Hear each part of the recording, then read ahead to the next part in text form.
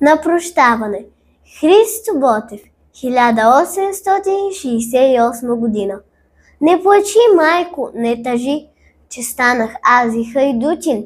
Хайдутин, майко, бунтовник, че тебе клета оставих, за първото чедо да жалиш. Но кълни, майко, проклинай, таз турска черна прокуда, и дето нас млади пропъди по тази тежка чужбина. Да ходим, да се скитаме, не мили клети, не драги. Аз зная, майко, мил съм ти, че мога млад да загина. Ах, утре като премина през тиха бяла Дунава, но кажи какво да правя, си ме майко родила, с сърце мъжко юнашко, та сърцето майко не трае. Да гледам турчинче без ней над бащино ми огнище, там дето аз съм пораснал и първо мляко засукал. Там дето ли бе хубаво, черни си очи вдигнеше и с онази тиха усмивка в скръвно си сърце впиеше. Там дето баща и братя черни чернеят за мене. Ах, мале майко юнашка, прости ме и вече прощавай. Аз вече пушка нарамих и на глас тичам народен, срещу врагът си безверен. Там аз за мило, за драго, за теб, за баща и за братя. За него ще се заловя, пък каквото сабя покаже. И честа е, майко юнашка. А ти га чуеш, майналю, че куршум пропей на цел и момци вече наскачат, ти излез, майко. Питай ги, де ти е чедо остало? Ако ти кажат, че аз паднал съм с куршум пронизан. И тогава, майко, не плачи, нито пък слушай хората, дето ще кажат за мене. Не храни, майка, излезе. Но иди, майко, от дома и на сърце всичко разкажи на моите братя невръстни, да помнят и те да знаят, че и те брат са имали, но брат им падна, загина. Затой, че клетник не трая пред турци глава да скланя, с юрнашко тегло да гледам.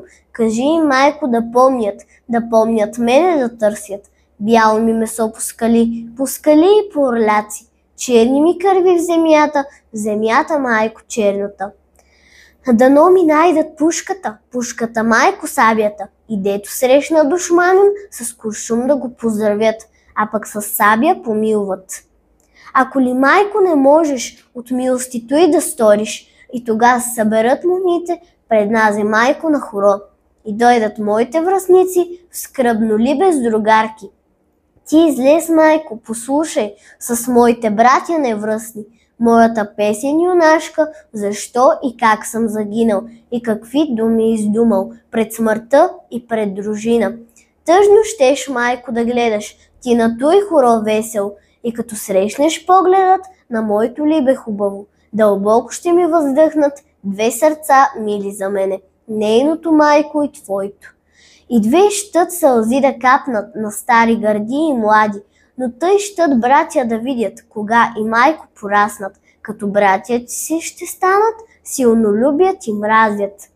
Ако ли, мале майнуле, жив и здрав стигна до село, жив и здрав с байрак в ръка, под байрак с лични юнаци, на пети дрехи войнишки, с левове златни на чел, с иглянки пушки на рамо и с саби измина кръст. О, тогас, майко юнашка, о, либе мило хубаво, берете цветя в градина, късайте брашляни здравец, плетете венци и китки, да кичим глави и пушки. И тогас венеци китка, ти, майко, ела при мене, ела ме, майко, прегърни и в красно чело целуни, в красно две думи заветни, свобода и смърт юнашка. А аз ще ли бе прегърна с кървава ръка през рамо, да чуи то сърце юнашко, как тупа сърце играе. Плачът му да спра с целувка, сълзи му с уста да глътна. И тогас, майко, прощавай, ти либе не ме забравяй. Дружина тръгва, отива, пътят е страшен, но славен. Аз мога млад да загина, но стига ми тая награда, да каже нявга народът, умря си ромах за правда и за свобода.